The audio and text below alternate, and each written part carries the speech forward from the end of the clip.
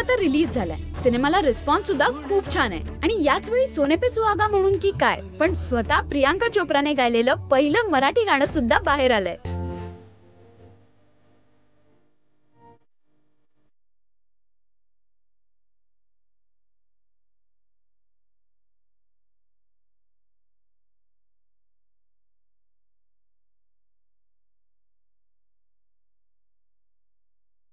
हे गाणं कंपोज केलंय म्युझिक डायरेक्टर रोहन रोहनने आणि डिरेक्ट केलंय महीप डिल्लो यांनी. याच गाण्याबद्दलच्या एक्सक्लुसिव्ह गप्पा मारण्यासाठी ते तिघेही मायबोलीच्या स्टुडिओत आले होते. यावेळी रोहन रोहनने एवढी मोठी अचीवमेंट केल्यानंतरची त्यांची फिलिंग आमच्यासोबत शेअर केली.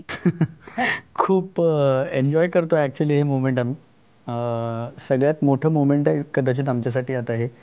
ह्याचा रीच आणि जे लोकांकडनं रिस्पॉन्स आले आहेत गाण्याच्यासाठी ते अप्रतिम आहेत. सगळ्यांना गाणं आवडलेलं आहे आणि त्यांच्या प्रियंका मॅमबद्दल काय बोलायचं. तिथं fantastic, she is a fantastic human being आणि तिने इतकं डिवोशनने आणि इतकं सिन्सिअरिटीने गाणं म्हटलं आहे, ते इतक्या मेहनतीने गाणं म्हटलं आहे की ते त्याची चीज आज आम्हाला सगळ्यांना त्याचा रिस्पॉन्स मिळतो. त्यामुळे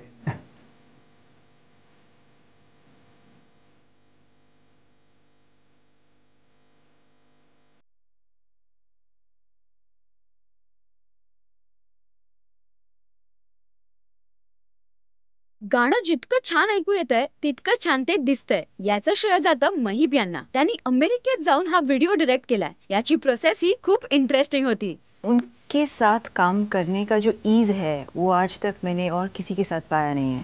वो सबको इन्वॉल्व करती हैं. शी हैज़ अमेजिंग क्रिएटिव इनपुट्स और वो एकदम समझ जाती हैं. इफ़ आप उनके सामने एक आउटलाइन रखें कि ये हमारा ट्रीटमेंट है और हम इसको ऐसे अप्रोच करेंगे और इसका विजुअल ट्रीटमेंट ऐसे है, कैमरा मूवमेंट्स ऐसे है, I think she just gets it immediately and then वो वैल्यू ऐड करती हैं. उस ट्रीटमेंट को वो वैल्यू ऐड करती हैं.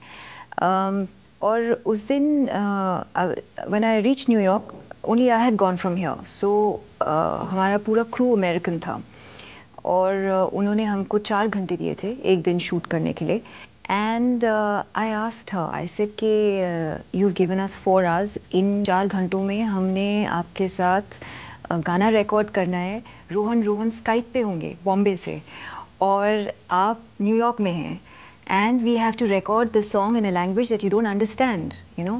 So plus I have 2 cameras shooting you and I'm going to make you do retakes and all. And are you sure you're okay कि हम पहले गाना रिकॉर्ड करें उसके बाद में आपके साथ शूट करें?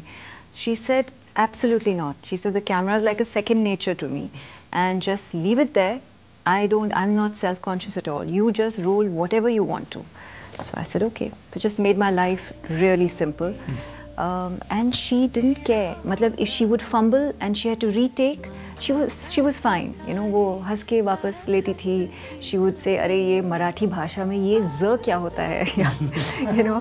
So yeah, it was great fun. It was a really good experience and of course at the end of it a very moving, emotional experience for her, for her mother. Madhu ma'am was also there. So.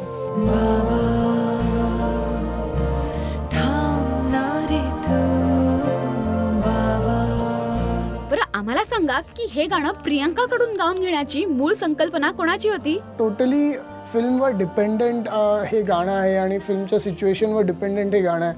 आपण आईवर खूप गाणी ऐकतो तर बाबांसाठी हे गाणं एक थोडं नवीन होतं, समथिंग इनोव्हेटिव्ह. आणि coming down to when we were near the release, film near completion होती, तर आम्ही जस्ट एकदा बसलो की कसं आहे की फादर सन रिलेशनशिपवर तर हे झालं.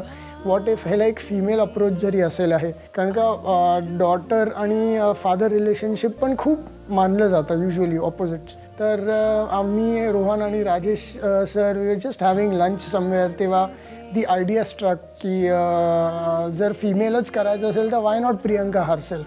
तर देन राजेश सर टूक दिस आयडिया अहेड आणि ही कॉल्ड प्रियंका आणि त्यांना ते सॉन्ग दिलं.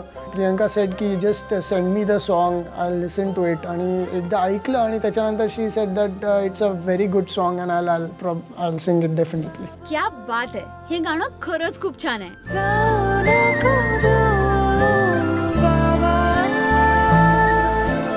यावरूनच प्रियंकाची ओव्हरऑल मराठी सिनेमाबद्दलची आपुलकी दिसून येते.